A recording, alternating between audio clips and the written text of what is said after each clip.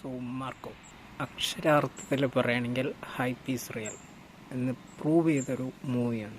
കാരണം ഇതുവരെ വന്നിട്ടുള്ള അപ്ഡേറ്റ്സ് എല്ലാം ശരിവെച്ചുകൊണ്ടാണ് പാടത്തിലെ ഓരോ സീനും ഒരു രക്ഷയില്ലാത്ത പാടാൻ. അതായത് full and full action packed, violence ഒന്നും ഒരു മയത്തിലല്ല, പക്കായിട്ട് ചെയ്ത് വെച്ചിട്ടുണ്ട് അവർ. എടുത്തു പറയാനുള്ളത് ഉണ്ണിമുന്തൻ, പുള്ളിയുടെ ആ സ്വാഗ് ഒരു രക്ഷയില്ല. എന്നുവെച്ചാൽ അത് കണ്ണിങ്ങനെ തള്ളിയിട്ടിരുന്ന് കാണാം. അമ്മാതിരി പെർഫോമൻസ് ആയിരുന്നു. പിന്നെ അറിയില്ല, ജഗദീശൻ അന്യായമില്ല, വില്ലനീസം പറഞ്ഞാൽ ഇതുപോലെ ആ ഒരു ക്യാരക്ടർ പെർഫെക്റ്റായിട്ട് നമുക്ക് എന്താ പറയുക കൊല്ലാൻ തോന്നും. അമ്മാതിരിയാണ് എഴുതി വെച്ചിരിക്കുന്നത്.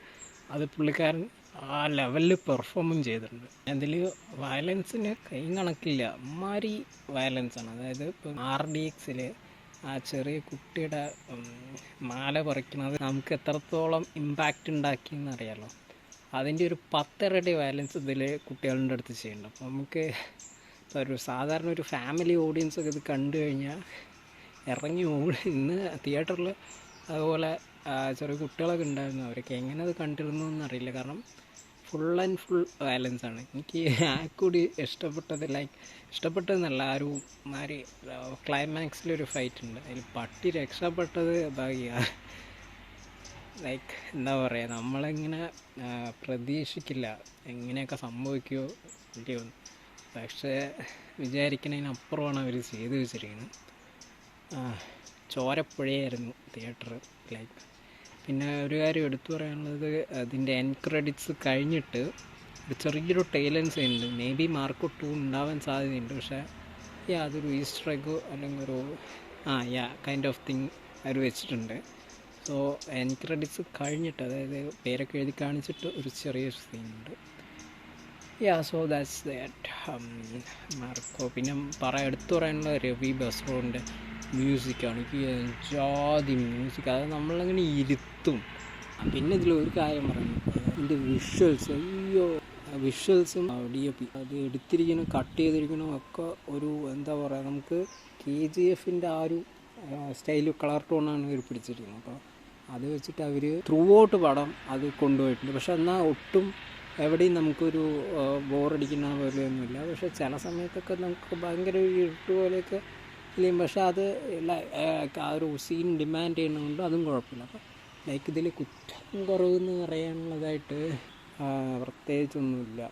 കഥ വർക്കാനുള്ള പ്രധാന കാരണം ഈ വില്ലൻ ഗ്യാങ്ങും ഈ മാർക്കോനതിലൊരു സോക്കോൾഡ് ഒരു അതിൻ്റെ ഹീറോയിക് ഷെയ്ഡാണ് നമുക്ക് കാണിച്ചിരിക്കുന്നത്. സിദ്ദിഖായാലും പുള്ളിക്കാരൻ്റെ ചേട്ടൻ, സിദ്ദിഖിനെ കുറിച്ചൊന്നും പറയാനില്ല, പുള്ളിയും തകർത്തിട്ടുണ്ട്. പിന്നെ അറിയാലോ, പുള്ളിക്ക് അത് വേഷം കിട്ടിയാലും പുള്ളി തകർക്കും, അത് വേറെ കാര്യം. ബട്ട് സോ അങ്ങനെ അതിൽ വില്ലൻ്റെ അത് ഒരൊറ്റ ഗ്യാങ് രണ്ടായിട്ട് സെപ്പറേറ്റ് ആവുകയാണ്. അപ്പോൾ എന്നിട്ട് അവർ തമ്മിലുള്ള ഒരു വാറാണ്. പക്ഷേ ലിറ്ററലി ഇതൊരു വാറാണ്. അമ്മാതിരി വയലൻസ് അങ്ങോട്ടും ഇങ്ങോട്ടും, ഒരു ദാക്ഷിണ്യമില്ല. അങ്ങോട്ട് എന്താ പറയുക, കൈയൊക്കെ ഇങ്ങനെ കീറിപ്പൊളിക്കുക, വയറ്റിൽ നിന്ന് നമ്മുടെ വൻകുടലും ചെറുകുടലൊക്കെ പുറത്തെടുത്തിട്ടൊക്കെയാണ്. പക്ഷെ ഒരു രക്ഷയില്ല. അതാണ് സ്വാഗും സ്റ്റൈലും ഉണ്ട്. പിന്നെ ആ ഒരു ഇമോഷണൽ ഹുക്കുണ്ട്. നമുക്ക് ആ സ്റ്റോറി അവരങ്ങനെയാണ് കൊണ്ടുപോയിരിക്കുന്നത്. അപ്പോൾ നമുക്ക് ഒരിക്കലും വെറുതെ കാണിക്കാൻ വേണ്ടി കാണിച്ചതാണെന്നും ആ ഒരു നാച്ചുറലായിട്ട് ആ ഒരു രീതിയിൽ വരുന്നതും തമ്മിൽ നമുക്ക് മനസ്സിലാക്കാൻ പറ്റും. ഇപ്പോൾ മാർട്ടിനാണെങ്കിൽ പുഷ്പിങ് അങ്ങനെയൊക്കെ ഹൈപ്പ് നല്ലോണം കയറ്റിയിട്ടുണ്ടായിരുന്നു. പക്ഷേ അവസാനം എന്തായി, അവിടെ കണ്ട 5 വയസ്സൊക്കെയില്ല, ചുമ്മാ ഒരു മാർക്കറ്റിംഗ് ടെക്നിക്ക് വഴി കുറച്ച് ആൾക്കാരെ പിടിച്ചിട്ട് കാണിപ്പിച്ച പോലെയാണ് എനിക്ക് ഫീൽ ചെയ്തത്. പക്ഷേ ഇതങ്ങനെയല്ല. ഇതിൽ ഓരോ പോസ്റ്ററും ഒരു ഇറക്കിയ ടീസറായാലും BTS ക്ലിപ്സ് ആയാലും എല്ലാത്തിനും ഒരു ജസ്റ്റിഫിക്കേഷൻ. അതായത് നമുക്ക് കാണുമ്പോൾ തന്നെ മനസ്സിലാവും അത്രയും ക്വാളിറ്റിയിൽ ആണ് അവർ അന്ന് ചെയ്തിട്ടുള്ളതെന്ന് നമുക്ക് സ്ക്രീനിൽ കാണാൻ എവിഡൻ്റാണ്. അപ്പോൾ നമുക്ക് ഒട്ടും എന്താ പറയുക ഒരു അരോചകമൊന്നും ഫീൽ ചെയ്യില്ല.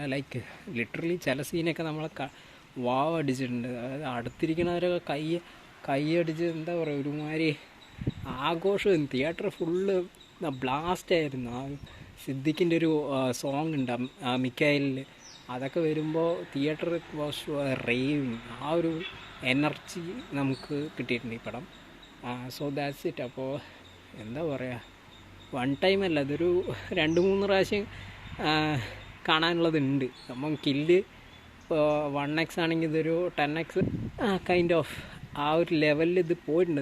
ലൈക്ക് മലയാളത്തിലിപ്പോൾ ഇത് ഒരു ബെഞ്ച് മാർക്ക്, മലയാളത്തിൽ നല്ല ഇന്ത്യയിലെ നമുക്ക് ഒരു ബെഞ്ച് മാർക്കായിട്ട് വെക്കാനുള്ളൊരു സ്റ്റഫ് ഉണ്ട് ഇതിൽ. അപ്പോൾ ഹനീഫ് അദാനിക്ക് ഒരു ബിഗ് സല്യൂട്ട്. അപ്പോൾ പ്രോമിസ് ചെയ്ത സംഭവം കിട്ടുമ്പോൾ ഒരു സാറ്റിസ്ഫാക്ഷൻ ഇല്ല, അതിലാണ് ഇപ്പോൾ നമ്മൾ എന്തായാലും വയലൻസും ആക്ഷനും ഇഷ്ടമുള്ളവർ നേരെ ഒന്നും നോക്കണ്ട, ടിക്കറ്റ് എടുക്കുക, കാണുക, ക്രിസ്മസ് എൻജോയ് ചെയ്യുക. Okay, that's it.